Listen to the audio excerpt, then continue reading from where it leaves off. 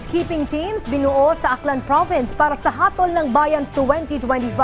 Mga isyu at hindi pagkakaintindihan ng mga kandidato at kanilang mga taga-suporta idadaan sa mapayapang pag-uusap. May balitang pambansa si Paul Tarosa ng Radyo Pilipinas, Iloilo. Para maisulong ang maayos, malinis at mapayapang hatol ng Bayan 2025 sa Aklan Province, bumuo ng tagapamayapa ng Tensyon Teams o Peacekeeping Teams sa lalawigan. Ito ay binubuo ng Aklan Police Provincial Office, religious leaders, peace advocates, COMELEC Aklan at DepEd Aklan. Tututukan ng grupo na maiwasang lumala ang mga tensyon sa mga bayan pati na mga election-related violence sa pamamagitan ng mapayapang pag-uusap.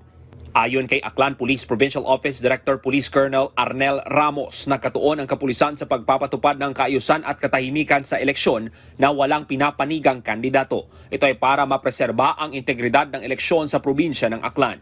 Naniniwala ang grupo na sa pagtutulungan ng lahat, magiging maayos at mapayapa ang hatol ng Bayan 2025 sa kanilang probinsya. Mula sa Radyo Pilipinas, Iloilo, Paul Tarosa para sa Balitang Pambansa.